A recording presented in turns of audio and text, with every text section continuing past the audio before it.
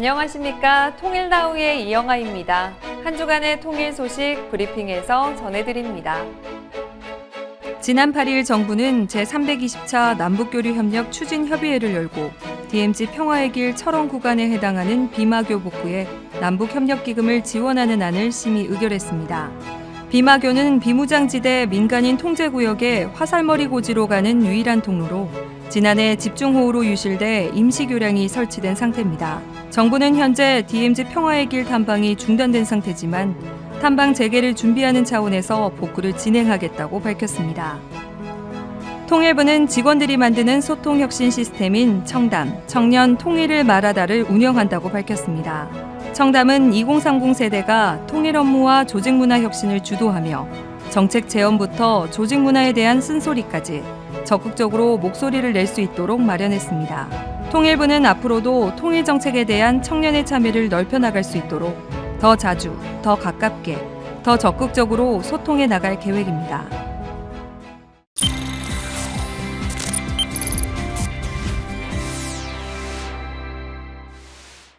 나이가 어리다고 무조건 통일 뽀시래기일까요? 오늘 통일 와수다는 미나 제후보다 남북 평화의 진심인 통일부 어린이 기자단 출신 친구들과 함께합니다. 지금부터 함께 보시죠. 통일에 대해, 남북한에 대해 더 넓고 더 알찬 지식을 전해드립니다. 본격 통일 뽀시래기들을 위한 방송 통일 왔수다. 야, 이번 주도 왔습니다, 여러분. 네, 통뽀. 혹시 주변에 네. 통뽀 하면 떠오르는 사람 또 누가 있어요? 일단 제 아내 조유리 씨가 떠오르고요. 네, 그리고 여기 와서 엄청 틀리고 간 우리 완서 씨도 생각이 나고요. 그렇죠. 그거 갑자기 왜 물어보신 거예요? 이유가 있습니다. 오늘 만나볼 통덕님. 정말 진정한 통일 뽀시래기거든요. 그래요? 그런데 의미가 조금 달라요. 아, 이분들은 겉보 속고, 그러니까 겉만 뽀시래기고 속은 고수입니다. 그럼 뭐 나는 뭐 겉늙 속보야? 겉은 늙었는데 속은 그렇게 뽀시래기고? 말하지 않았지만 뭐 어떻게 제 마음을 아셨어요? 아무튼 어쨌든 우리 진정한 통덕님들 한번 만나보시겠어요? 좋습니다. 네, 얼른 모셔보죠. 어서 오세요. 어서 오세요. 야, 반갑습니다. 친구들.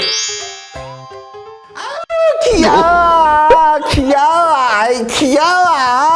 아유, 놀래요, 놀래. 오늘 너무 귀여운 거예요. 이 스튜디오가 세상에 이럴 일입니까? 정말 갑자기 여기 다른 곳인 것 같죠? 네. 정말 분위기가 좋아졌는데 우리 오늘 함께하신 통덕님들 본인 소개를 좀 해주시죠. 안녕하세요. 저는 통일부 어린이재단 9기로 활동했던 우신중학교 1학년 황찬우입니다. 반갑습니다. 중학교 후배. 안녕하세요. 통일부 어린이 기자단 9기로 활동했던 나곡중학교 1학년 오재희입니다. 아, 어서 오세요. 진짜 반가워요. 통일부의 어린이 기자단에 대해서 좀 설명을 해주셔야 될 것 같아요. 저 삼촌한테. 예.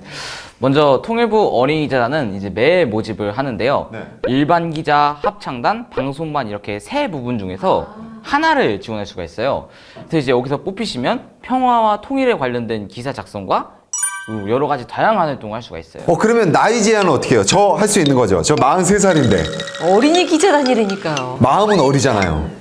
초등학교 5, 6학년만 할 수 있어서 저희도 올해부터 나이 많아서 못해요. 언급해준 세 가지 분야에서 소속된 분야가 그럼 서로 다른 거예요, 지금? 아니요, 저희는 이제 둘 다 방송반이었어요. 둘 다 방송반. 오호, 그럼 방송반이면 무슨 컨텐츠 같은 것도 막 만들고 그러겠네요. 네, 저는 이제 가끔 기사를 쓰기도 하지만 주로 영상 컨텐츠를 위주로 만들었거든요. 촬영하고 편집하고 그래요? 네, 직접 제가 다 촬영하고 편집을 하는데 그래서 가장 기억에 남는 영상이 네. 북한과 남한의 서원을 비교해서 찍는 영상인데요. 서원이라고 하면 조선시대 때 현대판 사립 중고등학교거든요. 야, 이거 백문이 불여일견. 네. 봐야 돼, 이거는. 오늘은 북한의 문화유산에 대해 소개해드리려고 합니다. 서원은 현대판 사립 고등학교입니다. 청량서원은 이제 개성 역사지구 안에 속해 있는 곳입니다. 개성 역사지구는 현재 유네스코 세계문화유산으로 2013년에 지정이 되어 있는데요. 사실 제가 북한의 서원을 찾아보면서 한국과 과연 무슨 차이가 있나 한번 쭉 알아봤었는데요. 한국과 북한의 서원 차이는 별로 없었습니다. 나중에 꼭 통일이 되어서 제가 그 서원에 직접 가서 영상을 찍는 날을 기대합니다. 지금까지 통일부 어린이재단 황찬우였습니다. 감사합니다. 대단한데요? 이거 준비하는데 얼마나 걸렸어요? 북한 서원에 대해서 알아보다 보니까 네. 한 일주일 이하로 만들었던 것 같아요. 저거를 많은 분들이 보시고 댓글 반응은 어땠나요?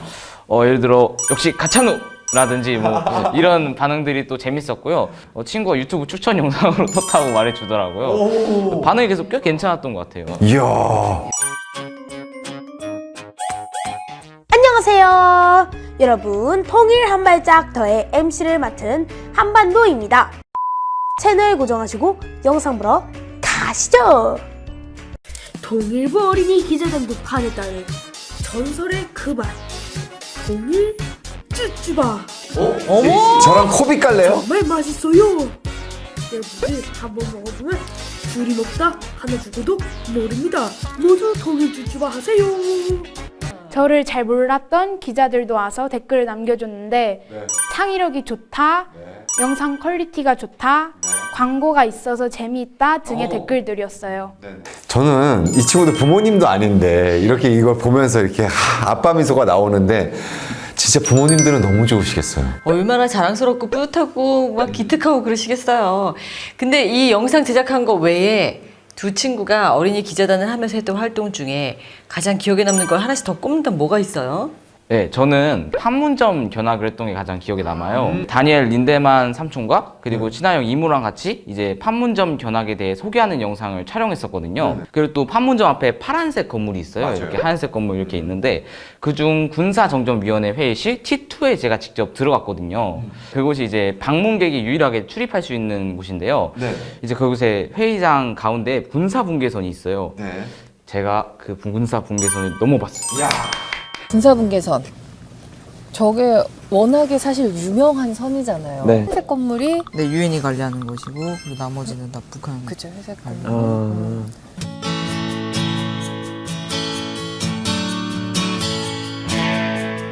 이 라인이 지금 군사분계선. 너무 이 자꾸 이해는 되는데 믿기지가 않아서. 되게 조심스러워.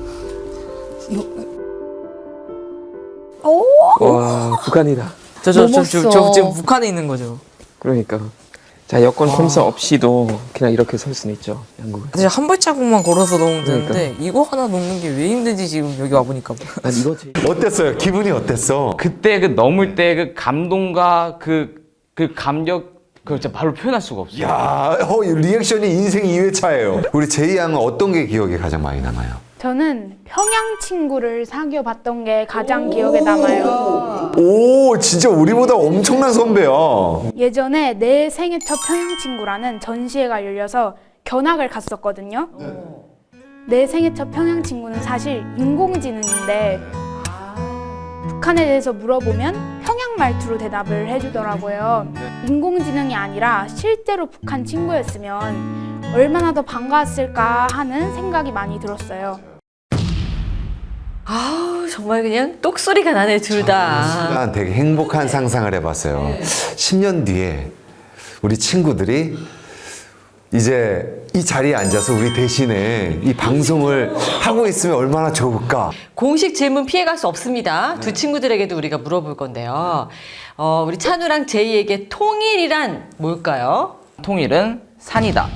왜냐하면 산을 오르기 전에는 굉장히 먼 길처럼 보이지만 장애물을 잘 헤쳐나간다면 언젠가는 평화와 통일이라는 정상에 도달할 수 있을 거기 때문입니다. 끝으로 남북의 어른들에게 혹시 하고 싶은 한마디가 있을지 저는 그게 궁금해요. 어린이나 청소년들은 통일에 대한 교육도 받고 통일을 꿈꾸고 있지만 당장 어른들이 해결해줘야 할 문제들이 더 많잖아요. 그래서 어른들의 역할이 중요하다고 생각해요. 미래를 짊어질 어린이 청소년들을 위해 남과 북 모두가 행복할 수 있는 길은 어느 쪽인지 진지하게 생각해 주셨으면 좋겠어요. 여러분 들으셨죠? 오늘 저희가 많이 배우고 갑니다. 이런 친구들이야말로 진짜 미래 통일시대의 주역이다라는 생각이 저는 들었는데요. 유익하고 또 재미있는 이야기 많이 들려준 찬우 군과 제이 양 정말 고맙고요. 자 그러면 우리 두 친구가 마무리를 한번 해줘 볼래요? 오, 좋아요. 클로징을 10년 후의 통일부 방송. 여러분, 다음 주에도 통일 왓수다 꼭 놀러 오세요. 안녕. 남한 예술작가와 탈북민 작가가 만나 마음을 나눴습니다. 그들이 나눈 남한 정착에 대한 이야기는 의미 있는 예술 작품으로 탄생했는데요. 전시회로 함께 가보시죠.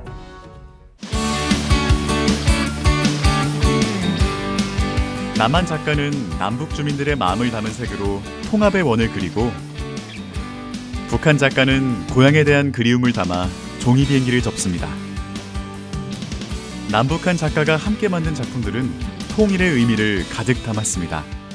서로 각자가 다른 우리들이 만나서 나는 어떻게 생각하고 또 이 사람은 어떻게 생각하는지를 한번 같이 알아보고, 그리고 저희가 함께 고민해 봐야 될 문제가 있다면 그 고민이라는 것을 가지고 생각해 볼 수 있는 어떤 여지를 던져주는 게 목적이었던 것 같아요.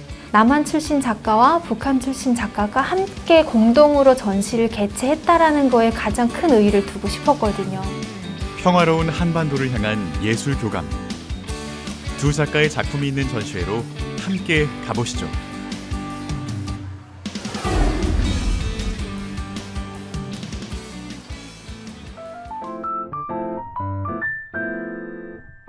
서울 중구에 위치한 민주평통.